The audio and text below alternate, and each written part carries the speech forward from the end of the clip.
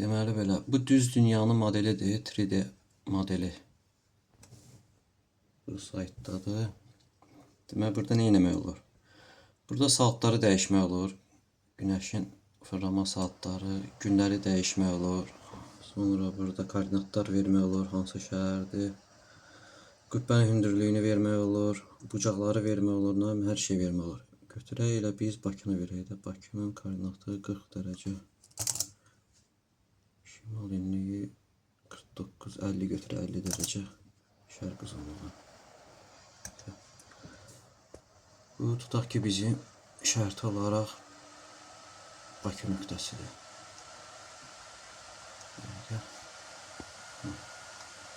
Xəzər dənizin yanı Bakı.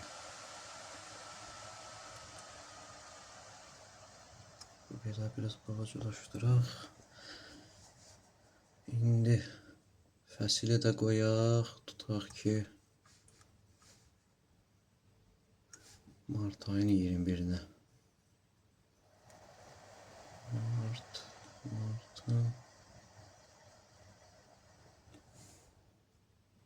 Martın 22 olsun. Gecə ilə gündüzün bərabərləşməsi olan vaxt. Burada bir çox suallar çıxır. Nəyə görə günəş şüaları tam yer kürəsini bərabər formada işıqlandırır? Bu heç o ayrıca mövzudur. Mən indi günəşin düşmə bucaqlarına baxaq Bakıya. Böyüdək. Bakı hələ ki qaranlıqdır. Yavaş-yavaş işıqlandıraq. Gün çıxdı. Gün deməli bu bucaq altında gün çıxır. Bax, qaranlıqdır. Reski gün çıxır. 45 dərəcədə gün çıxır. Reski. Da horizontdan zaddan çıxmır ha. Bax, qaranlıqdır. Bax, qaranlıqdır. Gün çıxır. 45 dərəcədə gün çıxır. Yavaş-yavaş saat gedir, gün şüfrəlanır. Bu bizim günəş lap üstü olanda yavaş-yavaş gün fırlanır, işıqlanır. İlk qaranlıq düşür. Baba, qaranlıq düşdü. Bucağa baxaq. Bax, işıqlıdır. Qaranlıq düşür, günəş yoxa çıxır. Niyə? Burada demək olar ki, bucaq bu 90 dərəcədirsə, günəş demək olar ki 45 dərəcədədir. 45 dərəcədə günəş necə yoxa çıxa bilər? Reski qaranlıq düşür. Nə horizonta gedir günəş, nə bir şey. Budur. İşıqlı havada reski günəş yoxa çıxır 45 dərəcədə. Sonra günəş yenə təzədən fırlanır. Yenə təzədən, yenə 45 dərəcədə görsənir. Belə. Buna bir cavab tapmaq lazımdır. Bu Martın 21-i. İndi keçək iyunun 22-sinə.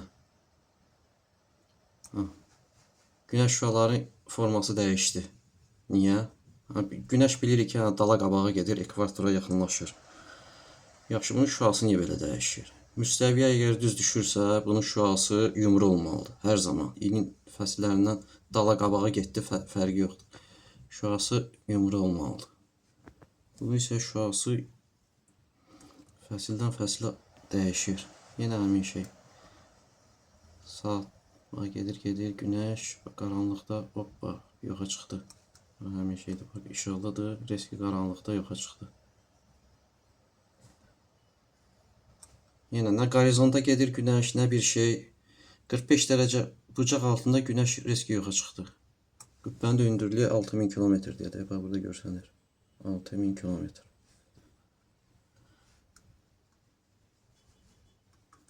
Bunun cavabını bilmək istəyirəm. Nəyə görə günəş düz dünyada belə bir formada işıqlıdır. Gəlir, qaranlıqda yoxa çıxır. Düz dünyada günəş yoxa çıxmamalıdır. Günəş bax, fırlanır. Fırlanır. Yenə səhər olanda Güneş açılır. Yine 45 deyəndə da 45'ten də çoxdur. Bu 90 dərəcədirsə. Bu bucağa baxsaq. Başlı işte 45 dereceye yaxındır. 45 derecede çıxır, 45 derecede batır. Niyə? Nədir buna? Deməyin ki, havada su buxarları var, nə bilim, nə var.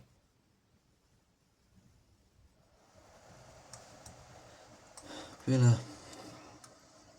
İndi dekabrın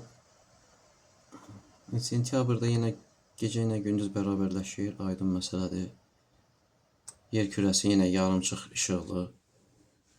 Güneş necə işıqlandırır yarımçıq belə. O da başqa bir sual. Fırlanır, ha buna bax. Dekabrın gələ 22-sinə. Dekabrın 22-si, bu da 22-si. Ha, indi günəş şüalarına bax. Burada günəş şüaları demək olar ki, Antarktidanı da işıqlandırır. Bu tərəfləri də işıqlandırır. Bütöv aypara şəklində yer kürəsini işıqlandırır. Yəni bu model işıqlandırma tam kürə formanı işıqlandırmasıdır. Yəni düz dünyada günəş gəlib buranı gəlib Antarktidanı da işıqlandırır. Yəni bu balaca bir oval hissəyə qaranlıq düşür. Yenə də böyütsək bunu. Saatı yavaş-yavaş dəyişsə Bakıda çıxdı, günəş çıxdı. Hansı bucaq altındadır? Tam 45 derece demək olar. Güneş fırlanır, zenit.